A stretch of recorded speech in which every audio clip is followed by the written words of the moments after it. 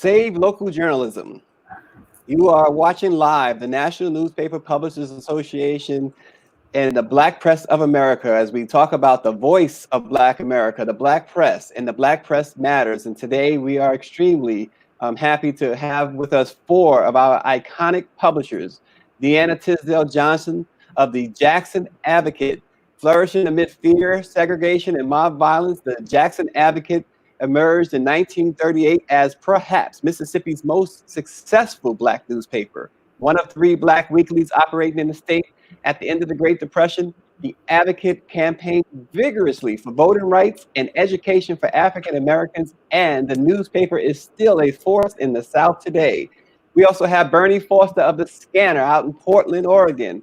Established in 1975, the Skanner News Group has advanced the cause of the Black press in the Northwest for years. Through the newspaper and website, the Skanner has provided regional and national corporate advertisers a variety of methods to effectively market their products and services to our readers. We also have Michele Lemon Kearney of the Cincinnati Herald. The Herald has been highlighted in national magazines such as Ad Age and Essence, and they've won national, regional, and local journalism awards. In recent years, the Cincinnati Herald won Best Minority Issues Reporting in the state of Ohio.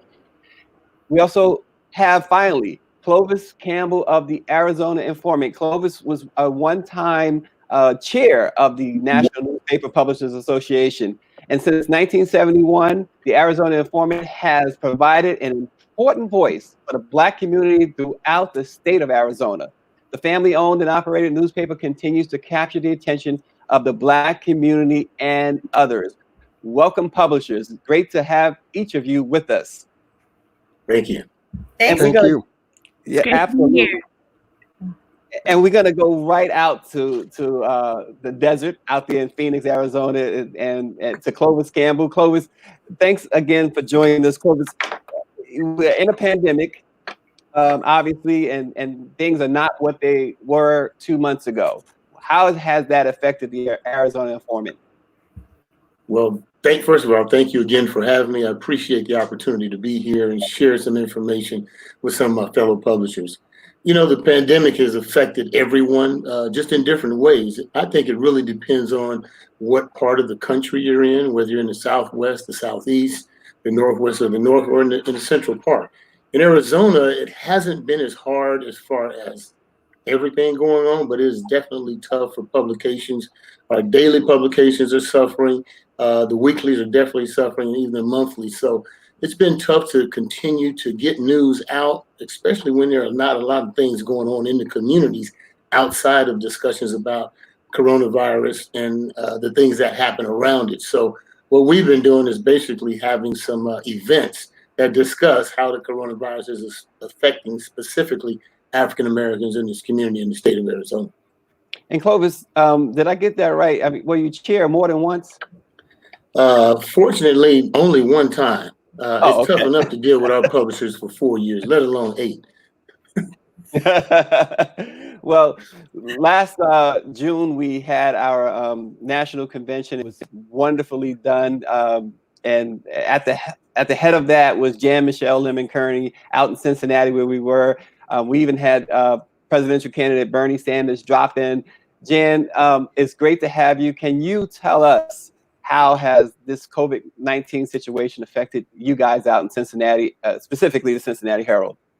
You know what? It's been really tough for us because, you know, we're part of the community and, you know, like all African Americans across the community, you know, we're suffering. I mean, you know, you look at the stats. I mean, you've done a great job, Stacy, about reporting. There was an article by the Center for Responsible Lending showing that with that first round of federal dollars, 95% of Black businesses didn't get any. And so that's what happened here in Cincinnati is a lot of Black businesses are suffering. They're saying, oh, you know, we're not getting any money. You know, we can't continue to pay people. So it's been very, very tough. In terms of the Cincinnati Herald, we're doing okay. A lot of our events that normally bring in sponsorship dollars, we can't have, but everybody's still employed. We're still getting advertising, but it's a very tough time for our community. There are a lot of issues. I know we're going to talk about them later. There's a lot of gun violence going on, just a lot going on here. So we have a lot of challenges, and we're out here working for the community. We did start hashtag Cincy Buy Black Thursdays. Actually, during all this, I was appointed to city council, so I started that as part of my city council. One of the projects we do, but it's because Black businesses are having such a tough time. Yeah, and Jan, we're going to come back to that, because that was one of the questions I had specifically for you, being on council now. I mean, you have a lot of ways in which you can attack this, from the newspaper and from council, but we'll get back to that. I want to go out to the Pacific Northwest out there. Bernie Foster, is really a pleasure to have you and the Skanner join us. Bernie, can you likewise tell us a little bit about how COVID-19 has affected you guys with the Skanner? Well, as Clovis said earlier, it definitely has affected all of us, and for us, and particularly. By the way, I just want to say that newspapers in the last 3 or 4 years have really had a really decline in shifting in terms of its advertising dollars. And for us, this COVID-19 has just really had a major impact on us. So what we're doing, we just kind of shifting our dynamics. Instead of once a week, we're coming out twice monthly, but utilizing our website to do a lot more. Now, the website does not bring in the revenue that the newspaper bring in, but I think right now most newspapers is going to have to rethink how they doing their business. It's not, and I repeat, it's not going to come back the way we think it's going to come back. So I think until we figure out a different formula, I think that would help. For instance, for us, we do our annual Martin Luther King Jr. breakfast every year, and which is a really source of good revenue for us. We're just thinking about now, how do we do that now with this separation? Do we do what we're doing right now? Will that bring in the resources that we normally would bring in? We don't know yet. So that is something that we're thinking about, how we're going to do it and when we're going to do it. So it's a really challenge for us. But like all of us, I think we're up to the challenge. Absolutely, and we're going to talk about advertising and digital in a little bit. Bernie, thank you. And just so everyone will know, I mean, the National Newspaper Publishers Association 80th anniversary this year, 193 years of the Black press, and our publishers are so important, and they support each other. We have watching, Alice Tisdale's watching. She's one of our publishers. Bobby Henry is watching. Bobby Henry down in Florida. And speaking of the Southeast, we're going to go down to DeAnna Tisdale Johnson of The Advocate. DeAnna, thank you for joining us. DeAnna, down there in the South, The Advocate, how has this COVID-19 situation affected you guys? Well, it definitely has been tough, as the other publishers have just highlighted. For us, we're a weekly publication, and we have scaled back on our distribution. So we're not in our stores. We're not in any of our boxes that we usually, have out. So we're just doing subscription only. And we're trying to rev up our e-edition. We just started our e-edition, and we're working on getting our website updated. So that is a process that's going to take a couple of months to do, but it's definitely necessary during this time for us to really rev up our digital part of the paper so that we can continue to thrive. So it has been a setback for us as far as distribution, and of course advertising, that we're thankful for advertisers, especially our local banks, who have continued to support us during this time. But we understand that other people who usually support us during this time, are finding it hard as well to survive. And so we're missing that revenue from advertising. That's really important to us and a big part of how we survive. That's a lot of what's missing right now. So it's affected us, but we're continuing to show that we want to report what's going on in our community, especially how COVID-19 is affecting us African Americans disproportionately. Yeah, and DeAnna mentioned relationships with banks, and I want to start this conversation, or this part of the conversation, with Clovis Campbell with the Arizona Informant. You're publishers, you're small business owners, you're Black small business owners. Clovis, how important it is to have a relationship with banks?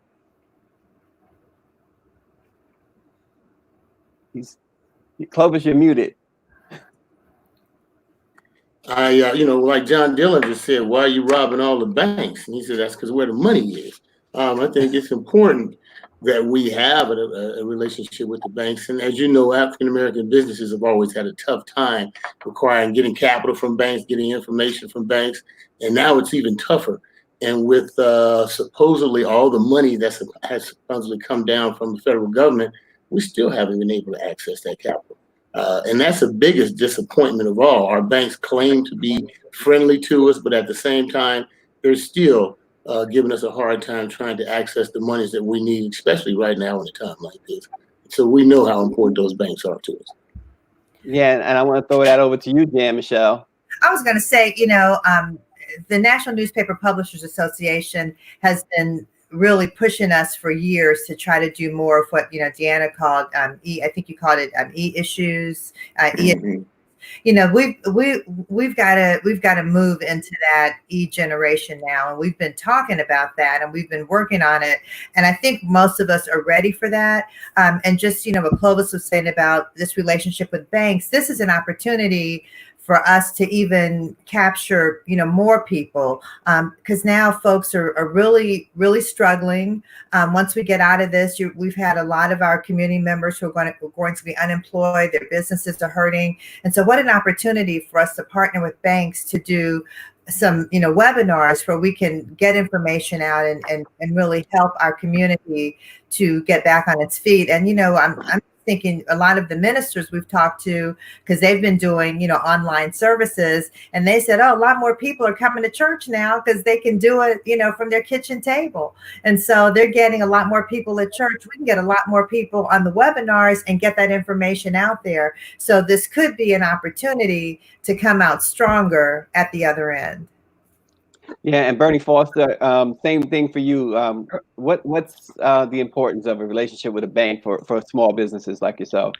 Well, let me just say something. I'm picking back on what Clovis said earlier. One of the things that I found out that some of the banks are doing, and particularly the larger banks, they are lending to their best customers. They wasn't necessarily putting money down to a little guy like me and some of the other small business. And you're right, newspaper is a business. So what they were doing, and a good example, here's the Los Angeles Lakers now. The Los Angeles Lakers, $4.6 million. Now, come on, fellas. Now, that's what the banks are doing. So basically what they do, instead of having 15 or 20 of these small little businesses, they rather go to a larger depositor, take one time and get that large amount of revenue. That's what they're doing. So with that change, give a good example for me. I've been in my bank almost 35 years, and I went to them for some different sources. Never got back to me. And I've been doing it for 30 years. A small bank, and luckily sometimes you do good things for good people.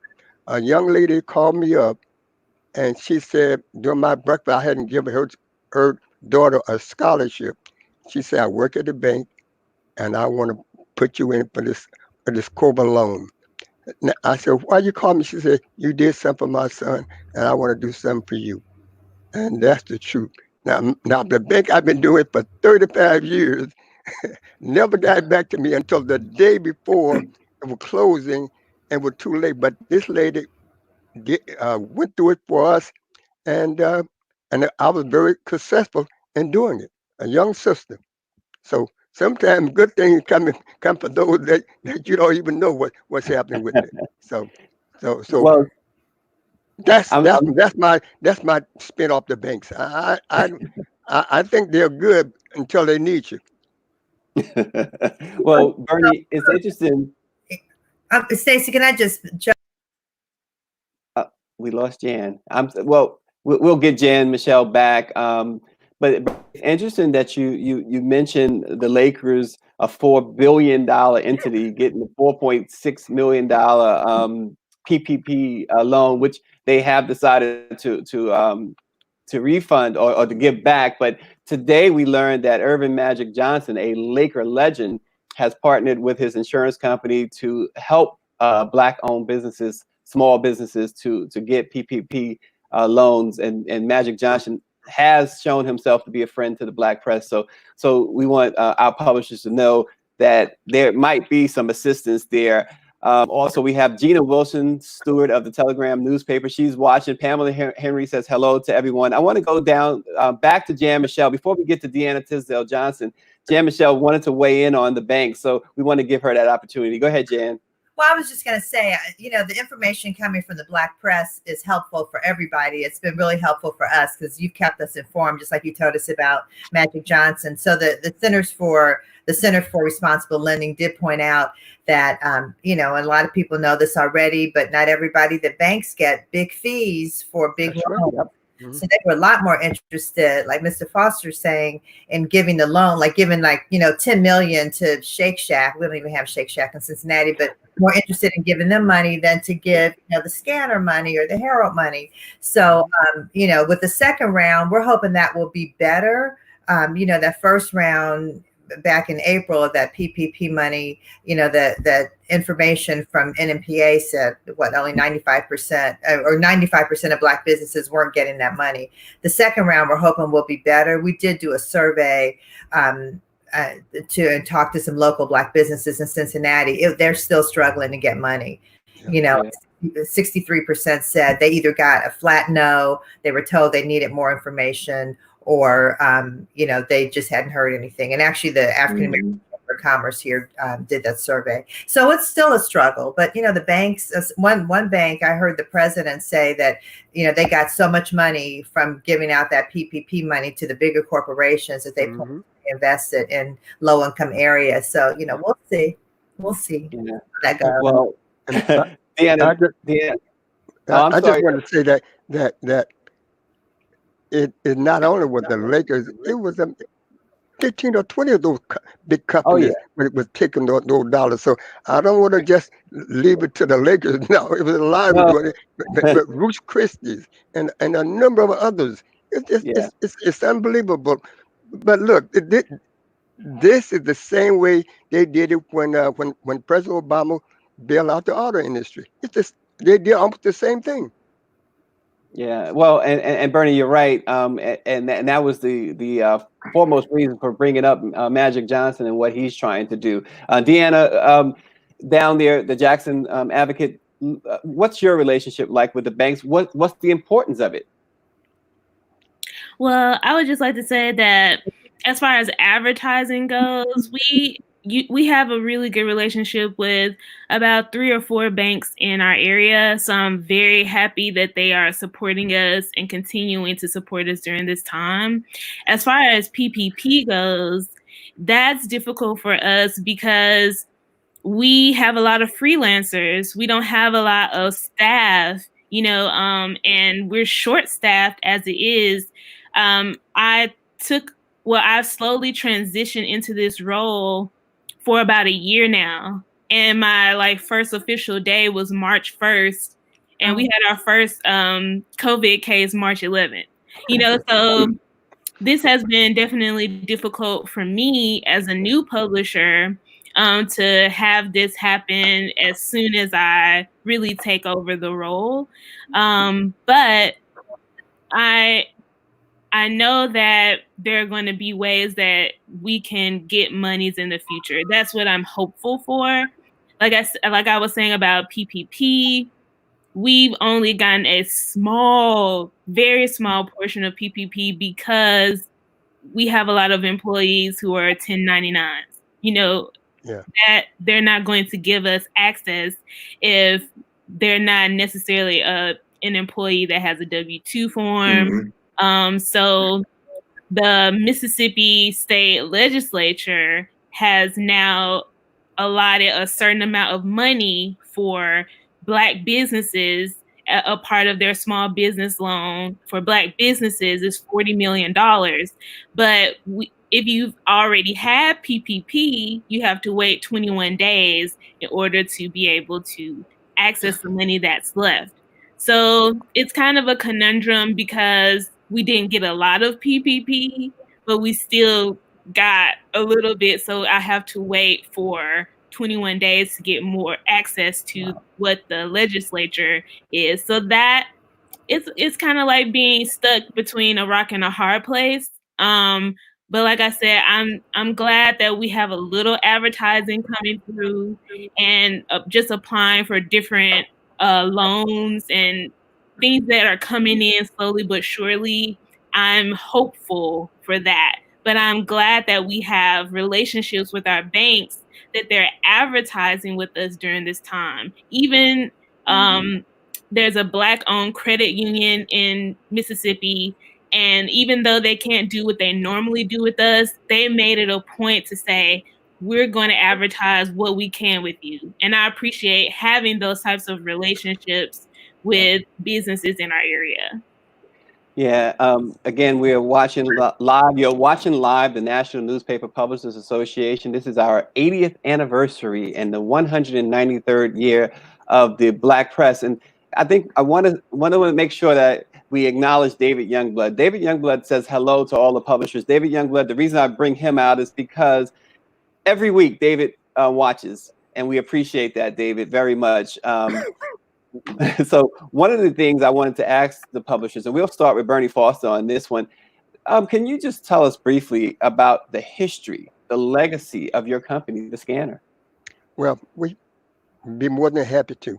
We started in about 1975, and the reason we started, the primary reason nobody in the Pacific Northwest, particularly here in Oregon, was addressing some of the needs and concerns that we had a Black citizen in the state of Oregon. Now, you got to remember, when all Black folk came here, we were brought here to when the train came west. When they rolled out of Missouri, they came west, and basically we started then. And at that time, you couldn't have slavery, so basically you couldn't go downtown after 7 o'clock. And by the way, my legislator, Margaret Carter and Abel, changed a lot of that. So our voice was to, and when we started, it was right after the Kearney report. And at that time, the Kearney report said there wasn't enough Black folks in the newsroom. And I said to myself, I don't want to be in the newsroom. I need to hire the writers that wanted to talk about my issues. So that's what we did. We started the paper, and we went from around 3 employees up at one time pretty close to about 21. Right now, we don't employ 21 employees now, simply because of the changing demographics. And this has nothing to do with COBA, because our industry started going down probably about 2 or 3 years ago because of these new technology, computers, faxes, and all these sort of things.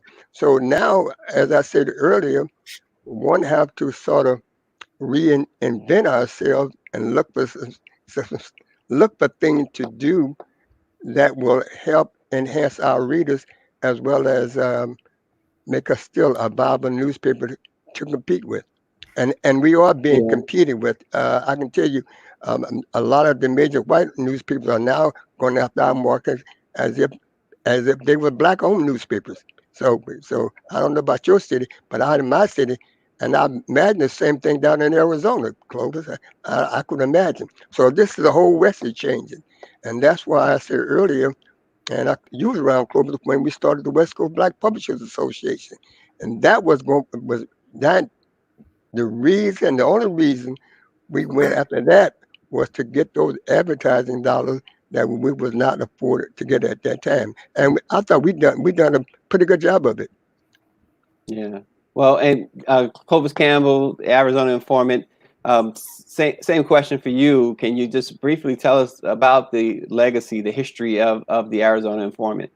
Oh, like Bernie said, it's an issue of what was needed at the time. And fortunately, my dad was really involved in the political process and in the community. So at that time, as a state legislator, he was the first Black state senator elected in Arizona back in 1966. And he continued to try to get the daily newspapers to talk about his issues. Instead, they chose to focus on other things. So he just started his own newspaper to get that information out. Now, almost 50 years later, we'll be actually celebrating our 50th anniversary next year. So I'm inviting all you guys to come to Phoenix right now. The weather's going to be great. So plan on visiting us next year for our 50th anniversary. But 50 years later, we're still in business, and the issues are unfortunately still the same. When you talk about police brutality, you talk about job unemployment, you talk about housing, all those things are the same. But we were there for that. We're here now, and as technology continues to change, we're changing with it. But the African-American community of Arizona is growing bigger than any place in the country. In 2010, the census had us at 800,000, 4% African-Americans. Come after this census in 2020, we'll probably be close to 10%. So we've almost doubled the amount of Black people in Arizona in the last 10 years. And we look forward to having NNPA help us to get that information out in a very important way. Absolutely. Jan Michele Kearney, Cincinnati Herald. Same question for you, Jan. Well, Black newspapers have been around in Cincinnati since 1843. So, not long after the first Black paper in 1827 that got us all started, Freedom's Journal. But the Cincinnati Herald was started by Gerald Porter in 1955. In 1963, he was in a car accident. The hospital would not treat him. They made him go to another hospital. And by the time he got there, it was too late. So he died. His widow, Marjorie Parham, and her son, Bill Spillers, took over the paper. I'm happy to say, and Mrs. Parham used to be treasurer of the National Newspaper Publishers Association, and we all honored her last year in Cincinnati at the dinner where Senator Bernie Sanders spoke. She is 102 years old. She turned 102 on February 12th of this year. She's doing great. She still lives independently. She is our publisher emeritus. So we've been around the Cincinnati Herald since 1955. Our company, Sesh Communications, purchased the Herald in 1996. So the paper is 65 years old. We were going to have a big gala in August, but we're going to put that off for a year. Wait for this vaccine to come out so everybody can celebrate. So we're going to celebrate year 66. Yeah, and DeAnna Tisdale Johnson, a Jackson advocate, as they've spoken, it's always been the case that the Black newspapers in the communities have been important. Can you tell us, you're in the South, you're the heart of the civil rights movement, the heart of where everything really originates for African Americans. Can you talk about the importance or the legacy of the Jackson Advocate? Sure thing. The paper was started in 1938 by Percy Green, and my father took it over in 1978. So it's been in my family for about 40-something years now, 42 years. That is a great legacy to have. I've learned a lot from my mom and my dad. We have definitely struggled and helped people who are struggling. My dad, he never wanted to not be a part of the community. No matter how we were doing financially, he was always a part of the community.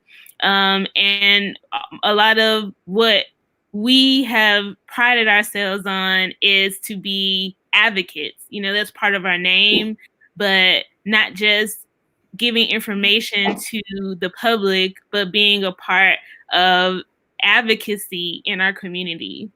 So I think that happened a lot with when my dad took over, not just giving information, but having that advocacy aspect, going out and marching, spreading the word, helping people in the community who can't pay their bills, shedding light on situations that may not, see the light of day in other publications. That's kind of the legacy that my dad brought to the paper.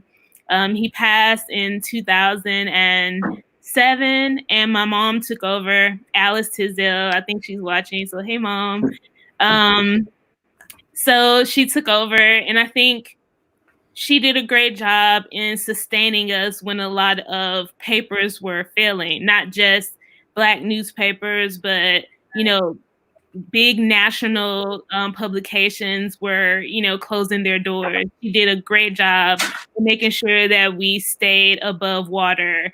And I'm hoping that my legacy will be to take us into the digital age. Like we've talked about this whole time, it's been very difficult taking over during this time, but we unveiled a new logo on February 29th when my mom had her retirement party. So we've already started our rebranding. I already mentioned that we have our e-newspaper out now, and we're gearing up to unveil our new website that we're partnering with a local Black-owned organization called the Mississippi Coding Academy that helps African Americans and other people in our community learn how to code. So we wanted that to be a big part of moving forward, is that we are still a big, advocate of advocacy. We want to be a part of the community. We want to help those who are doing great things.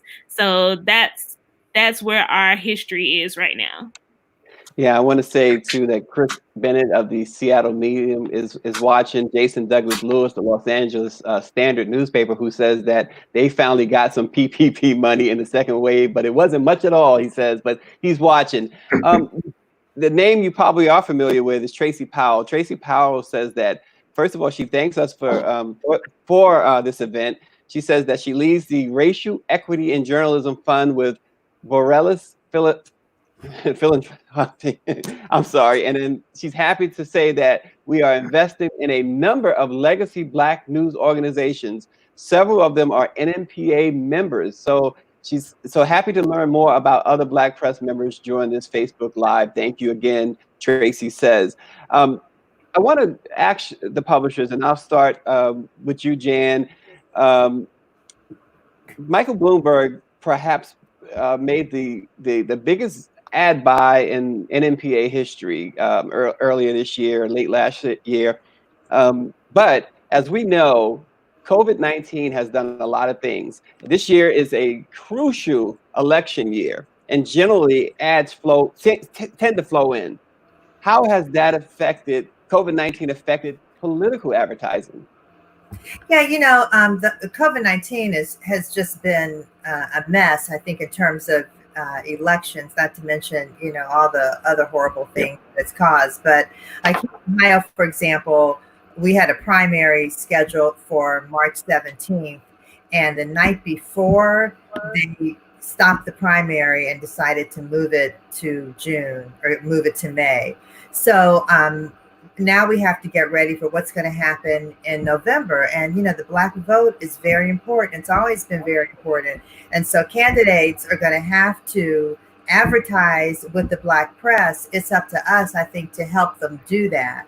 Like, what can we offer them, not just in print, but also online? We need to really do both, because really they need to get the word out, local candidates as well as, our national presidential candidates. So that's I really want to thank Michael Bloomberg, because he realized early on, I think before the other candidates, how important the Black press was. It might have been just a little late, in that case, because you can't just wait till the last minute. But it was a good start, and so I think it kind of put the word out there that candidates have to take the Black press seriously. Yeah, and before I go to Bernie Foster, I just wanted to acknowledge too one of the best writers out there who actually he does some work for the Black press. He's watching us. He does a lot for the Final Call newspaper. Barrington Salmon, thanks for joining us, Barrington. You are the man. Bernie, we want to ask you the same question. What's happened with political ad revenue, and how has COVID-19 affected that? Well, for us, it probably haven't affected us in any way, because basically in the last 10 or 12 years, political advertising for us has never been a big source. It would be nice to have it, but unfortunately, sometimes we find out that they want your endorsements, want your support, but don't want to spend the necessary advertising dollars with you.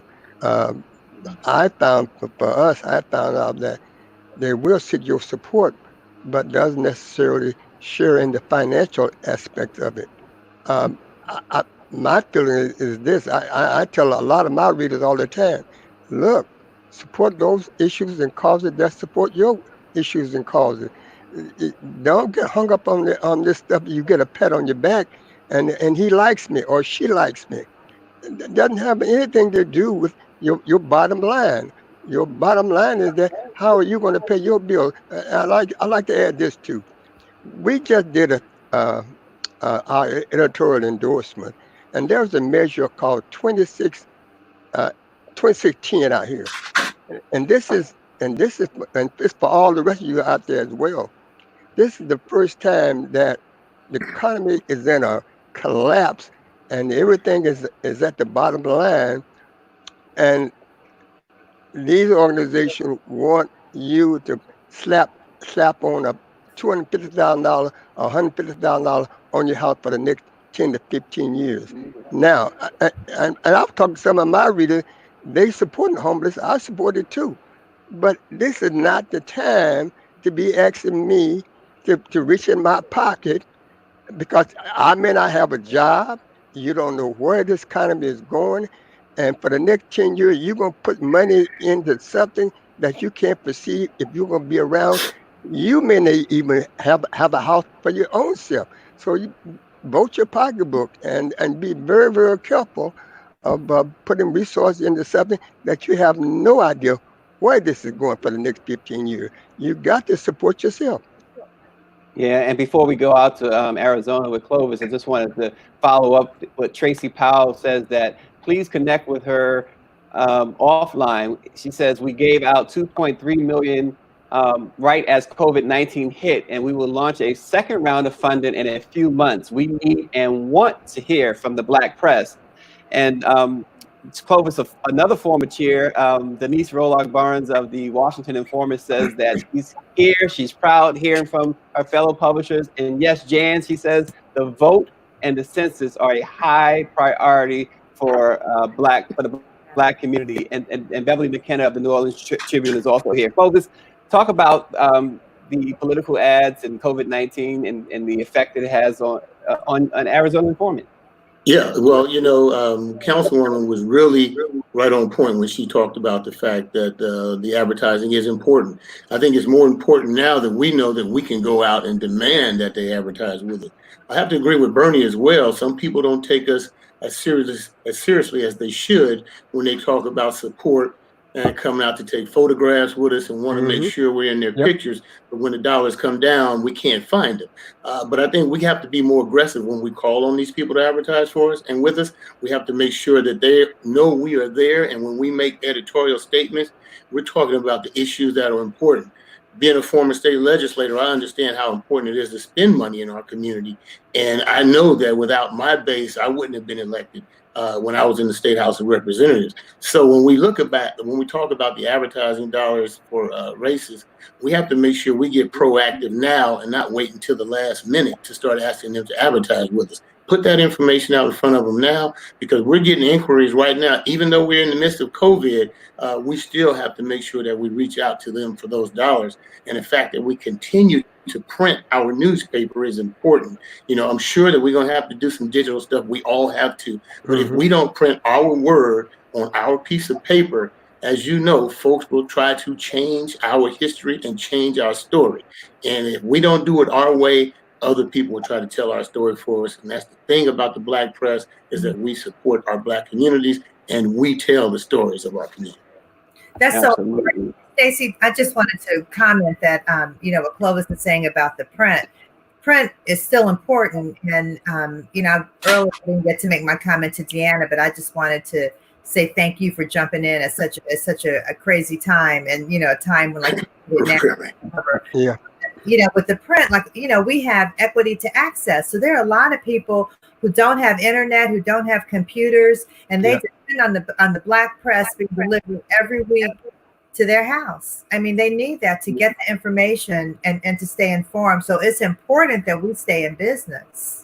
Yeah, and to that point, and to Clovis's point too, Chris Bennett of the Seattle Medium says that the impact of COVID-19 on Black folks in America would be much worse if it had not been for the work that the Black press has done and will continue to do throughout this pandemic. We know that our President and CEO, Dr. Ben Chavis, set up a task force, a COVID-19 task force and resource center. We also know that we actually broke the story that this virus was actually airborne.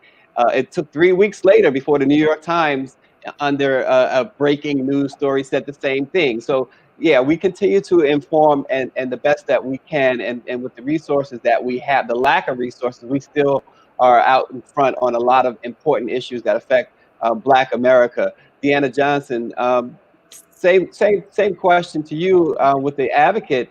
How has the pandemic affected potential ad dollars when it comes to political ads? Well, there's definitely a lot to unpack from all that you guys have just said.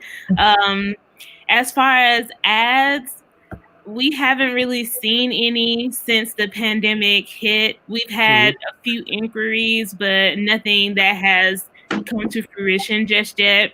We were definitely very happy to get the monies from, you know, people like Mr. Bloomberg and other things that have come in politically, but we're still struggling in that way. And I kind of look at it like my mom has looked at it.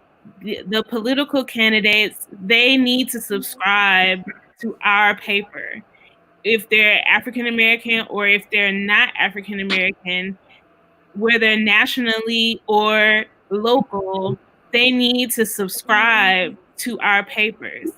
They need to know the issues that are going on in our communities, because I know that they have their own agenda, they have their own experts that they're talking to, but they need to know weekly what is happening across the country in small towns, like, you know, that African American papers are in. They need to subscribe. They need to know the news that we have, because I think that will help them inform who they're representing. So that's one point that I would like to say. We need the ad revenue, but we also need them to understand the issues of our community. I think that hopefully we will begin to see some ad revenue coming in. The DNC is still happening, even though it's later than what we originally wanted it to be. And I think another issue that we need to address is, how are people going to be able to vote in November? I know every state has its own different set of laws as far as voting is concerned, but our state legislature, from Mississippi to California to New York, needs to address how people are going to be able to vote in November if this is still going on. We need to up how we do absentee voting, especially in Mississippi. we need to up how we do mail-in voting, especially in Mississippi. We need to know how people are going to have access to get their ballots, and we need to stop the disparities of people being knocked off of the voter registration. So these are things that I think, along with ad revenue, need to be addressed, and it will be a big thing to address before November. Yeah, Hey, and Stacy, go ahead. Stacey, can I add one thing to that? Yeah, go ahead. That DeAnna talked about. One more thing is that the fact that our publishers for a long time have been concerned about whether or not we're going to accept an ad from one party or the other. All the money is green. Okay, so if Donald Trump is going to spend some money in my newspaper, I'm going to take it. But you got to remember that traditionally we've always supported a lot of Democrats, and they haven't spent that much money with us as well. So when we start looking at the way we do business, you know, and Jan, you can preach to this. When you sit in the council members, when you sit in one of those sessions, they're talking about issues that at the end of the day are about money 95% of the time. And if they're not sharing those dollars with our newspapers and we're not accepting that money, then shame on us. But right now, it's all about making sure that we get to communicate to both sides of the aisle, not just one or the other, because they both spend money and they both need to spend it with us. I'm sorry, I had to make that point. Yeah, and to your point, was it up until John F. Kennedy, Black people supported the Republican Party anyway. That's when the shift was made from Republican to Democrats. But to your point, I mean, you're not, editorial and advertising is separate, right?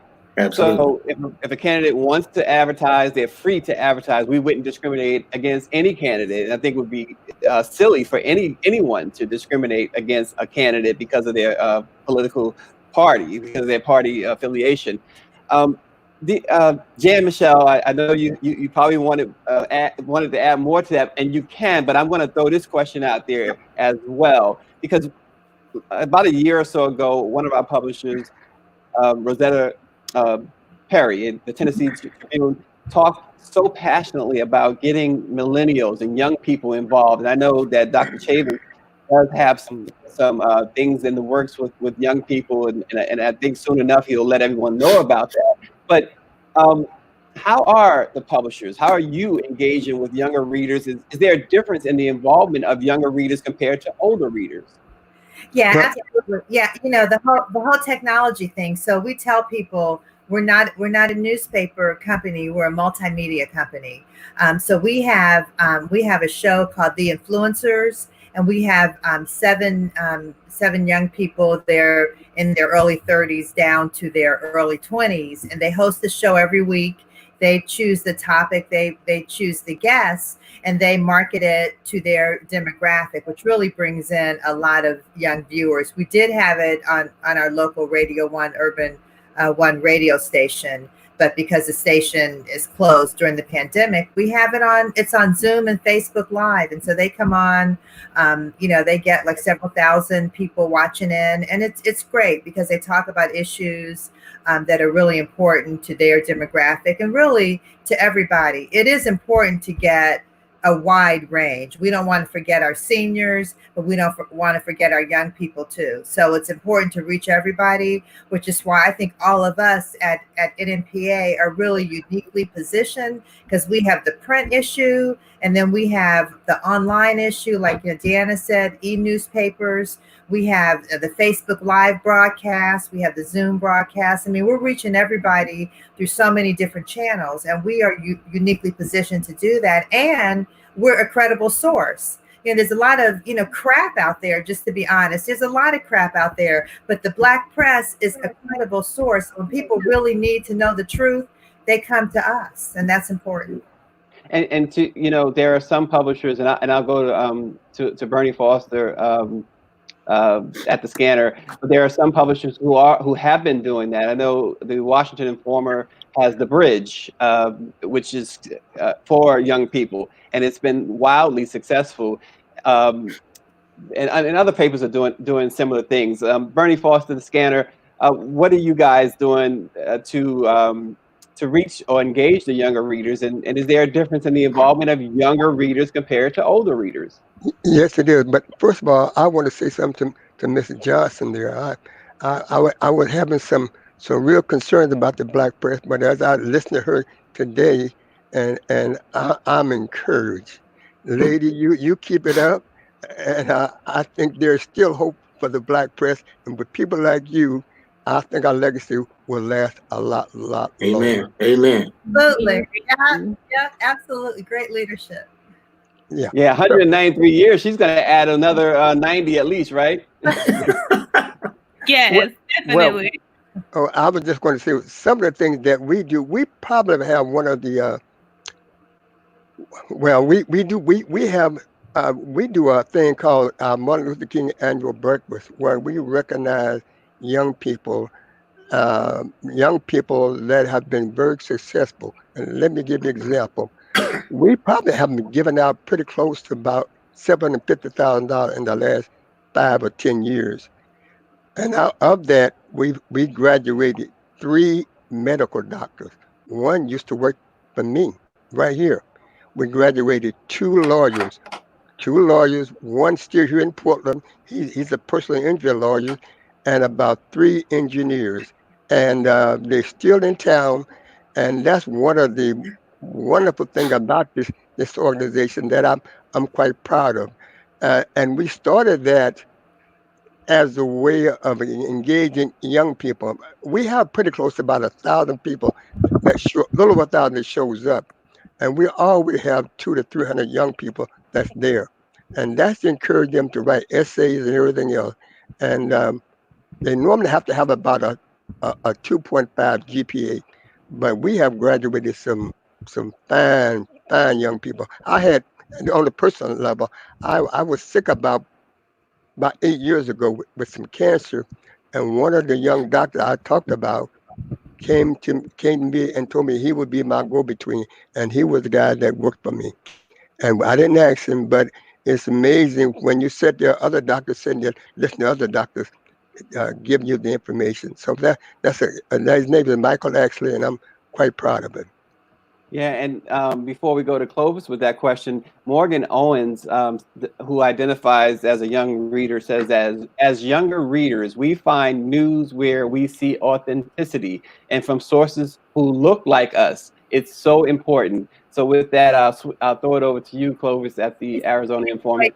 Could I just say something? I just want to point out that Morgan Owens is also an NNPA columnist, and she's one of the influencers I was just talking about. She brings in a huge audience, and she's known all over the country. So I'm really glad she's writing for NNPA. She does a lot of work with young people and self-esteem, and she is a go-getter. So I'm really excited about her.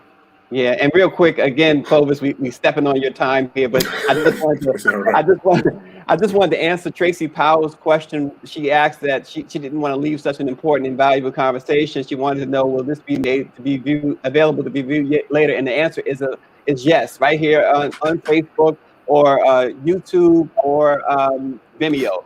So yes, Tracy, thank you so much. We appreciate you. Without further ado, the man with the beard, Clovis Campbell. Again, I'm proud to see that the young lady from DeAnna is doing such a great job, too. So thank you, and I'm glad to see, because there was a time when I was the young guy on the block. Mm-hmm. Now you can see I'm not the young guy on the block anymore.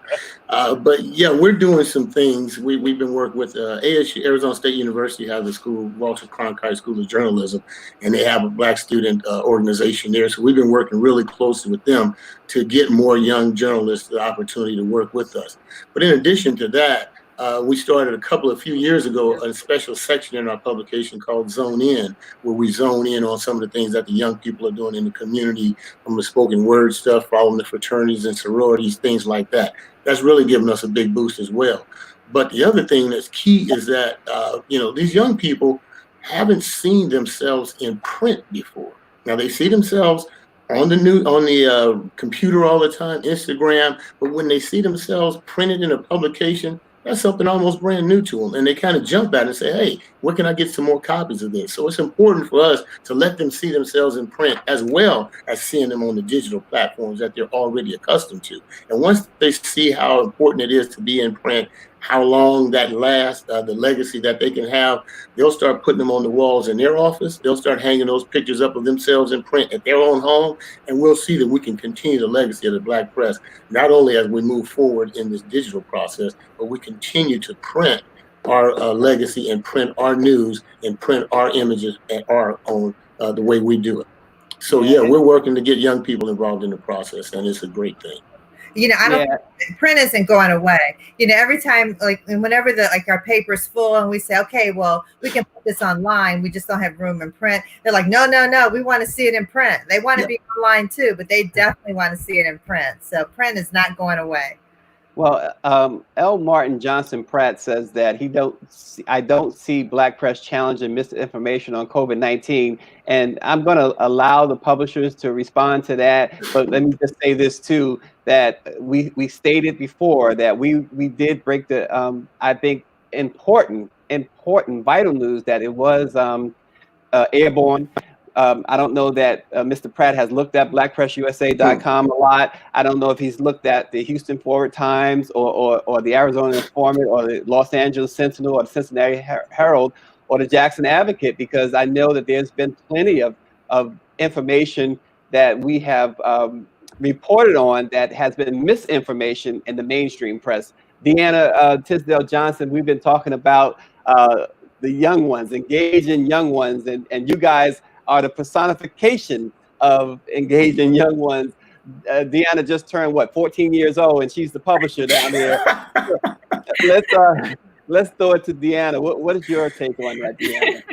Well, I am 34 this year, but I guess I'm still considered a millennial. So definitely that is a big part of my job, which has been a little bit slowed down by COVID-19. Like I said, we're starting the rebranding. We're getting geared up for the website. I have podcasts in our future. My goal is to turn us into a multimedia brand. That was my vision when I took over, and that's still, my vision now. My goal was to hire more staff to be able to social media manage, to help manage our website. But of course, that has been set aside for a little while. So I'm only one person and, the people who work for us, they can only do so much as well. So it's slower than what I would like for it to be, but it's definitely happening. It's just at a slower rate than what I would like.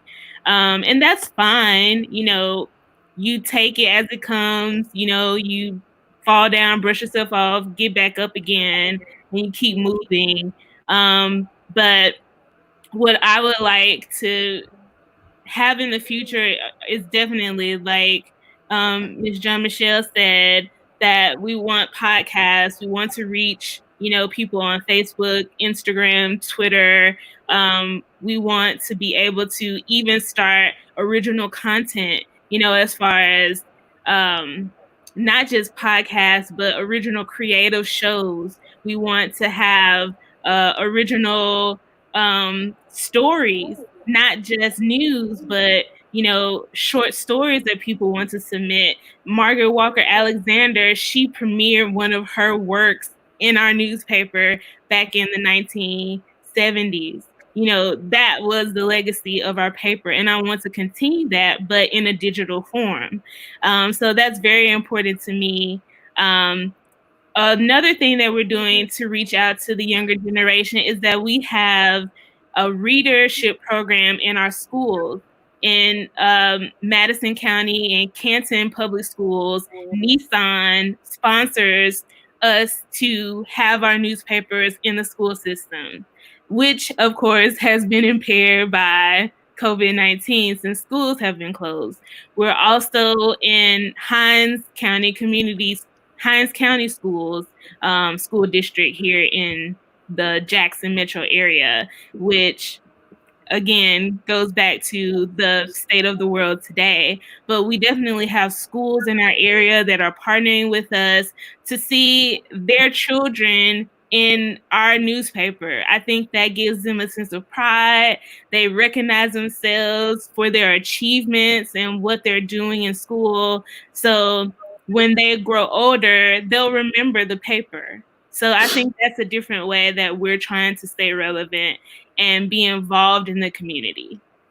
I'm gonna, Bernie. Before you go, before you answer, go into that. I want, and you can start with this, Bernie, because I think it's important that this is addressed, and perhaps Clovis would probably want to weigh in on this. Ricky Fairley says that I appreciate your heritage, voice, and leadership in our community. It's disappointing to hear that you will take Donald Trump's money and ads and put our community at risk for more of his craziness and killing of our people. To Jan's point about being a trusted voice, why would you help Trump? So, Bernie, if you want to start with that, please do it, because I certainly want to hear Clovis's take and certainly all of the publishers' take on that. Okay. Well, okay. Before I do that, I just wanted to say, you asked about the COVID-19. On our website, we have, and you go up on our website and you look at search engine, you'll find about 145 stories just on COVID. Also, we have a button up there that takes you right to the CDC, and there's a lot more information along those lines. Now, Clovis mentioned about Donald Trump and the advertising dollar. I think there are two ways you can handle that. Most newspapers, if they do accept those dollars, and I'm along Clovis line, I probably will accept it as well. The only thing I would put at the bottom of it is a paid advertisement. Now, I think most people with common sense can understand that a paid advertisement. Put that right at the bottom of it, and that not necessarily get you off the hook, but it is a revenue source, and also at the same time, you allow other folks to say or rebuttal that piece of advertising as well. So I think you do have some option along those lines. We as I mentioned earlier, we just did a story on that measure 2619, and I had about 15 people were telling me why I should support that. And I said it's an economic element with us, but at the same time, I had him to send a rebuttal to it, and we just ran the story up on our website right now, and you can see this thing going to be devastating, and it probably will be coming to some of you cities and states along those lines as well. Clover, you mentioned the fact that the West is growing. Well, you're absolutely right. People are leaving those big major cities, and they're coming west. And they've been coming west for years. We will probably get another House seat. So with Washington, so with Arizona. So they are coming with the census, but I think you won't get a real true census account, because I think the damage has been done. I think the damage has been done when they were trying to put those forms on the Census Bureau. Now, if I was a Latino or anything of that nature, I'd be very careful of letting somebody in my house. Now, I'm not advocating that they shouldn't. I'm saying I would be very, very careful of telling me 4 in my house, 5 in my house. Look on the Obama administration, when he took that information, put it in, this administration started rounding them up. So I think the damage has been done. Yeah, and I know Clovis got his game face on for this question. So we're gonna go to Clovis, then we go to Jan Michele on that question. If DeAnna wants to weigh in, we'll go to her as well. Go ahead, Clovis. Well, we're in the business to make money, and at the same time, we have a commitment to our communities that we serve to give the information to them that they can make their choices on as well. We also have a duty to do our own editorializing when we see it necessary. And any one of our publishers sitting on this streamcast right now can write an editorial at any time to say whatever they want to. Political advertising is business. We're not telling you to support Donald Trump. We're not telling you to oppose Donald Trump. What we're doing is giving you his message that he says he's given to our community. So when we talk about advertising and taking money, it's the same as when you're an elected official. When you go and have a fundraiser and you do a whole lot of things to reach out to the community, the same person that donated some money to your campaign is going to donate the same amount of money to the Republican person's campaign. They don't care about their party or what your party is with. They're caring about their specific issue and what they want to deal with.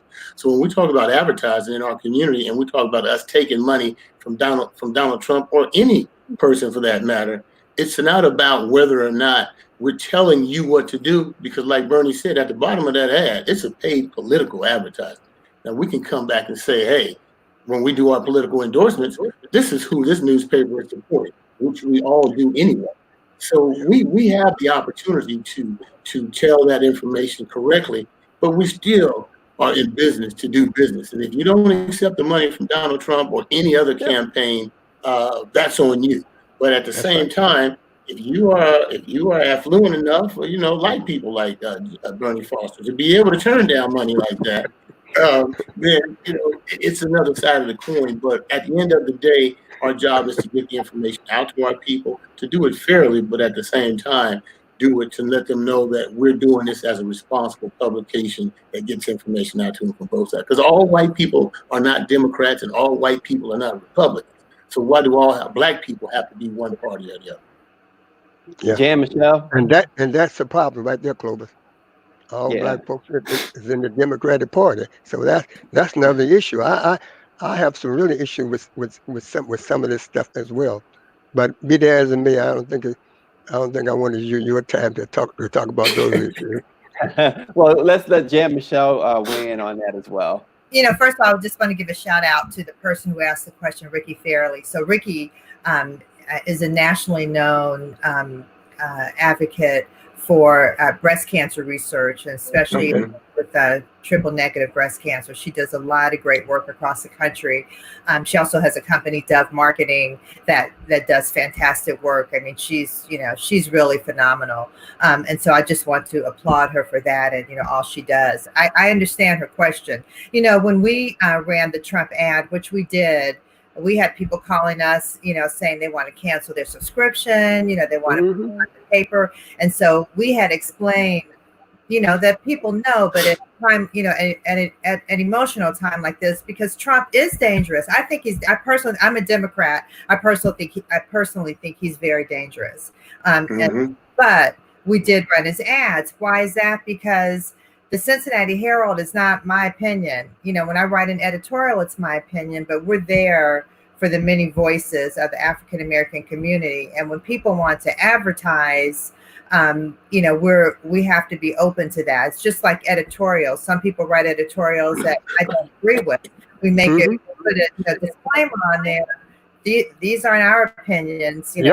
We're not supporting this person, but people have a right to think for themselves. Our job is to provide as much information as possible. So the editorial and advertising people are separate, but for editorial, we put out as much information as we can to inform people about, the really heinous acts that our president does, and how it's hurtful to the Black community. In fact, NNPA had a great article where it went through in a lot of different areas. Here are some of the initiatives that President Trump has taken, and here's how they're hurting the Black community. So our job is to get that information out there. And as Clovis said, when it's time to endorse, we make our endorsement, we make it strong, but we don't want to stop information flow. So when people have an editorial that we don't agree with, we let their voice be heard. And when someone, like the President of the United States wants to take out an ad,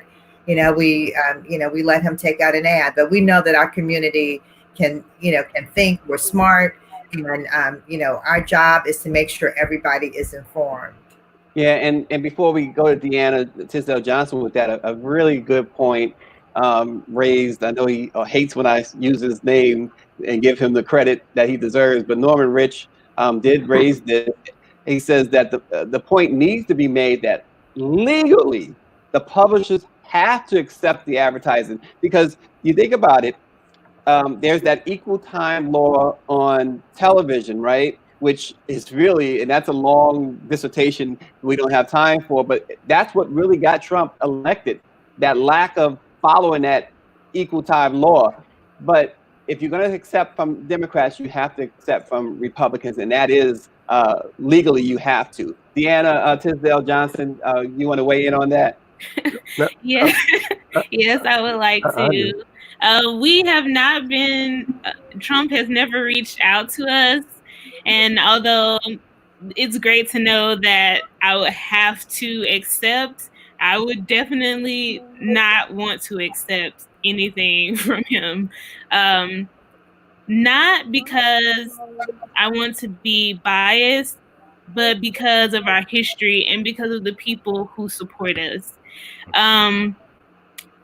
If you don't know, we have always been vocal about the justice and equality that African Americans deserve in Mississippi and especially in Jackson. My dad fought very hard for that, and we received lots of backlash from that. Our offices have been shot up. Our offices have been firebombed. The house next door to us was firebombed. And this happened in my lifetime. I was 10 years old. So I think it's not me being biased. It's just respecting the history of our newspaper and the fight that my dad really spent his life, towards. He spent his life advocating for people in the community, to sometimes our detriment. And I just couldn't see myself taking that money just in order to survive. I think he would rather not be a publication than take money from someone he knows is directly not advocating on behalf of African Americans and directly sabotaging, our community. I think even with COVID-19 that's going on now, we know across the country that African Americans are being disproportionately affected. 50% of the deaths and more than 50% of the cases just in Mississippi alone are African Americans. And now that it seems like we're being affected more, there's less pushback to stay closed. There's less pushback to put measures in place that keep us safe. And I just can't see myself actually taking the money. If I have to, that's something I'll have to do, but I wouldn't do it with in mind that I would really want to do that. Yeah, go ahead, Clovis. You say that, and I have no problem with where you stand because that's your belief. Did you take the Bloomberg check? DeAnna? Yes, and that was another point that I wanted to make, is that I was on the borderline of the Bloomberg money. Although I was happy to take it, I could say that this person knows their mistakes. They know where they came from, and they're trying to at least stand on the mistake and not sweep it under the rug. I can't say that about Bloomberg. And he has also invested money into the city of Jackson. We can't take away what he did in the past, and there is no promise that he wouldn't have done that in the future. But I can see that he didn't sweep his mistake under the rug. He stood on what he knew he made a mistake on. And he knew that he needed the Black vote to be able to even stand a chance in the presidential race. So yeah, I was definitely on the fence taking that money, but I felt a little more comfortable with that. Understand this, though. Understand this. And Denise Rolock Barnes of the Washington Informant says sometimes you just got to say no. She's not here to judge. But understand this. What, again, from Norman Rich about legally, the FCC has laws that regulate newspapers, media, right? And if you're not going to take money from Trump, then you cannot legally take money from Biden, and that's just the way it is. Now, if you feel otherwise, you feel otherwise. Bernie, go ahead. Let me correct you. As a former on 2 radio stations, I hear 2 FM stations and the newspapers. I can tell you that they're totally different. FCC do not regulate newspapers.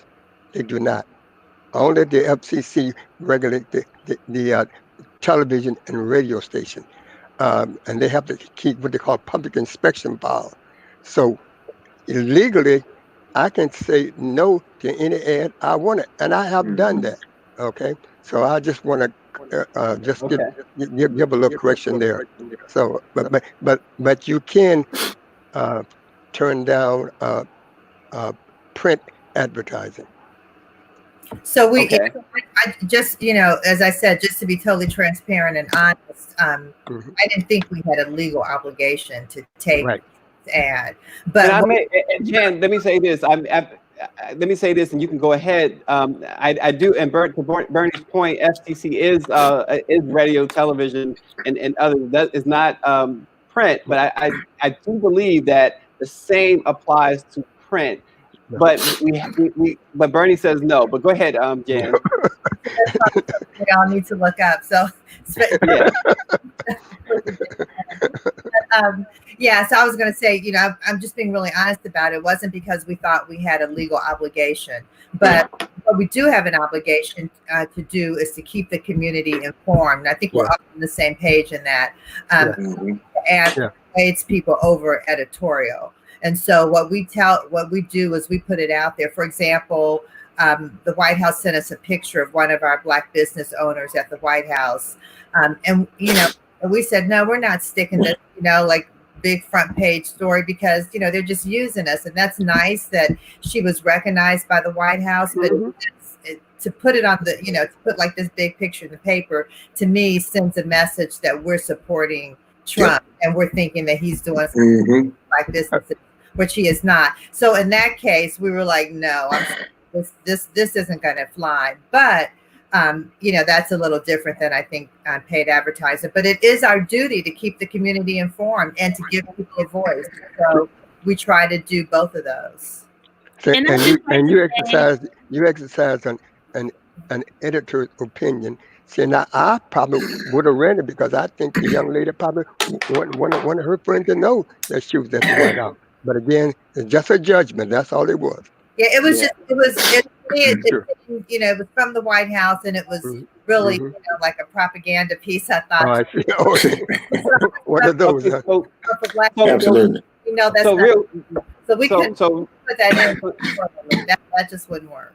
Yeah. So Jan, real quick, and because we're running low on time, and we have a couple of other questions, but real quick, just to close out this point, and really, you can leave this to a yes or no. Trump's daily COVID updates, should it be covered? Would you cover it?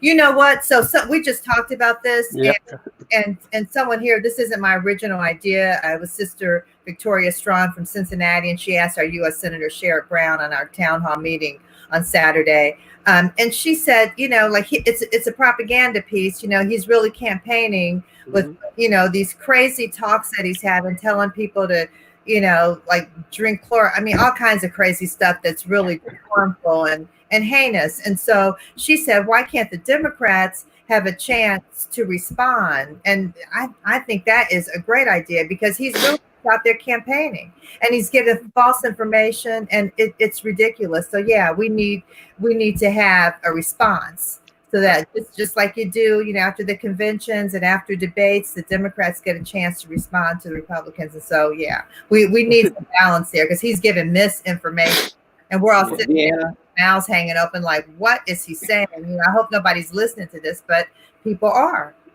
Yeah. DeAnna, let's wait. Bernie, let's go to DeAnna and then we can come back to you. Okay. Hi again. I would just like to say, I don't disagree with anyone. I don't want to be disagreeable. Let's say that. We can disagree without being disagreeable, as my dad used to say. So I don't want anyone to be offended by my own stance, because I don't feel that you shouldn't do what you want to do. It's your publication and you make your own decisions. This is just my stance. Oh, absolutely. So I just wanted to put that out there, that we're 5 different people, and we're going to handle business differently. But that's just my stance, and I don't feel any type of way about anyone else's stance on that. If you want to take the money, take it. I won't feel differently at all. My stance is that I would not want to do it. That's just me. Yeah. Clovis. Totally understand. I'm sorry, Dan. No, go ahead. Understand every viewpoint. Definitely. Thank you so much. I'd also like to say that we haven't highlighted many things that he said. It's kind of been from the viewpoint of what the CARES Act means for, African Americans. So that's kind of where we are. I personally would like to see Joe Biden endorse or appoint his vice presidential candidate. I think that would really help us as Democrats, just speaking from a personal perspective, know where we're going on that side, because Trump is definitely campaigning, and we need to know more information on the Democratic side, because we're getting closer and closer to November. So I would definitely like to see who he is going to name as his vice presidential candidate. I'd like to hear suggestions people have for that. Well, it seems, Jan, that he's kind of narrowed it down. We do know that Stacey Abrams is among them, and so is Kamala Harris and the Michigan governor, and 1 or 2 others. But he's teasing, by the way, that he could be making an announcement really soon. He has a contest or something going on. I don't know if you call it a contest, but he's asked people now to email him, and they'll be the first to know, and he's very close to making that decision. But I want to make sure that Clovis gets a chance to weigh in on that. Yeah, I know she did. She's known for Georgia. She was raised in Mississippi, wasn't she, DeAnna? Stacey Abrams. Oh yeah, her parents actually went to Tougaloo, where I graduated. So she's from, I think, the Hattiesburg area. Yeah, I mean, there are some great ties there. Yeah, in Alabama, and Talladega and Tougaloo are sister schools. So yes, very cool. Very cool. Clovis, would you cover Donald Trump's COVID-19 addresses? No. Just because of the fact that we're trying to print the truth. I mean, we can talk about what he says and what it means to our community, but I'm more inclined to listen to what Van Jones has to say, or to what Don Lemon has to say, before I would listen to what President Trump has to say. So, I mean, to a point, we know that he's going to spin it his way anyway. And again, we're always looking at what the true facts are, what is important to our community, and the fact that our community is finally starting to talk about us now, towards the end, so to speak, of what's going on with this issue. But I mean, that kind of thing, to me, his opinion on that isn't that valuable to me, and I think everyone in the community knows, and you can watch it on TV anytime you want to. Yeah. So we're gonna. Dangerous, because he's on television. This is what I'm saying. He's on television giving misinformation that really could harm people and does harm people. People called us and said, the president said you can drink Clorox, well, that'll kill you. Why would you do that? Or you don't need to mask up. Well, it's Black people who are out here dying. We got to mask up. Everybody's got to mask up. He's what he's saying is dangerous, and they do need some kind of response to that. Stacey, to me, there's a simple way that the electronic media can cover Donald Trump. Now, Mhm. they have what they call 10-second or 30-second delay. They could film him, edit all the stuff out, and put the pertinent information that come from Dr. Felcher and some of those other people. They don't have to run that stuff live. Well, So he's when they, sidelined so when Dr. they run, Fauci yeah, now. so when they, so when they run that stuff live, to me, I I hate to say this, but I think it's all about the ratings. It's about those ratings, and the numbers are up. So if they would take that stuff, edit it out, and put the pertinent information that come from those doctors, I think they would. I think people would appreciate it a lot better than sitting up there listening to 30 minutes of him rumbling on and on about basically nothing. Bernie, And that's Bernie, my opinion of how to yeah, cover it. Bernie, we got exactly 5 minutes left, so I'm going to ask this final question to each of you, and keep in mind we have a little less than 5 minutes left. So, what is your view on the future of the black press? The future of the black press. What is your view? I'll start with you, Clovis.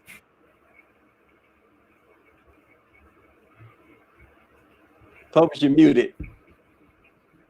And I think the black press has sorry about that. I think the black press has a real bright future, especially when I'm sitting here looking at DeAnna's glowing face, knowing that that's the direction we're headed in. I think that we really need to get our youth more involved.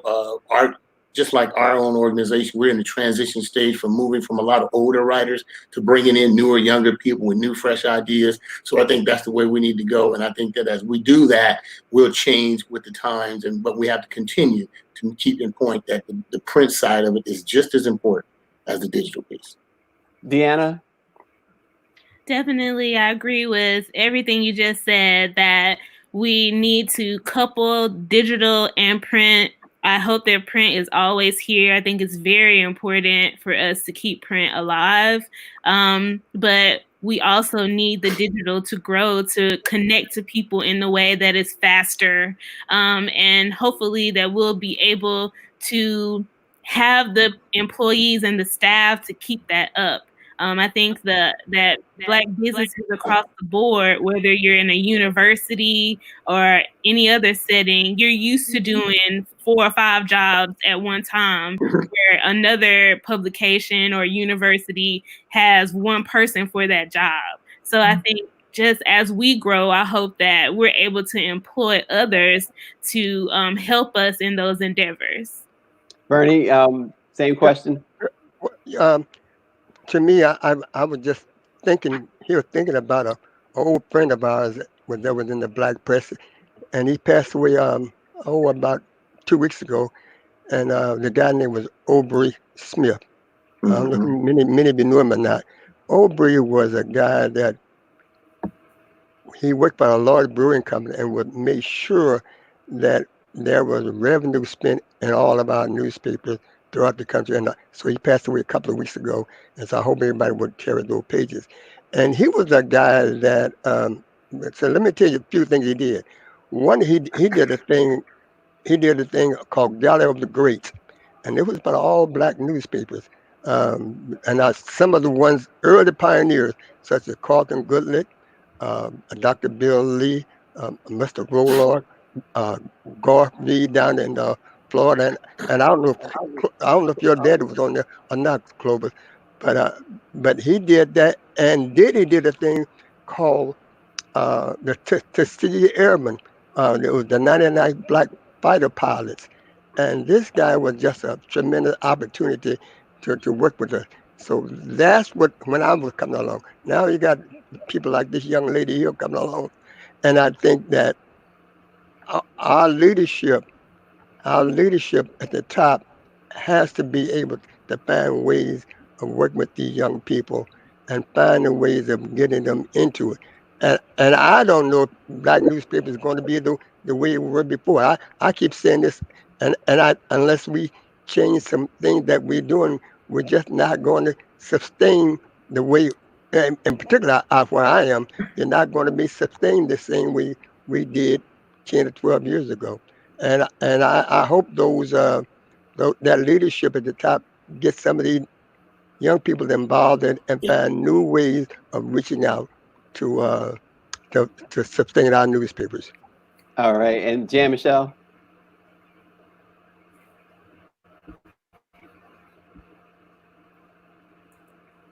Go ahead, Jan. Yeah, I'm sorry. My internet kind of started. We're having a storm here in Cincinnati. Wow. Yeah, the black press is strong and thriving. It's going to continue. We're needed now more than ever.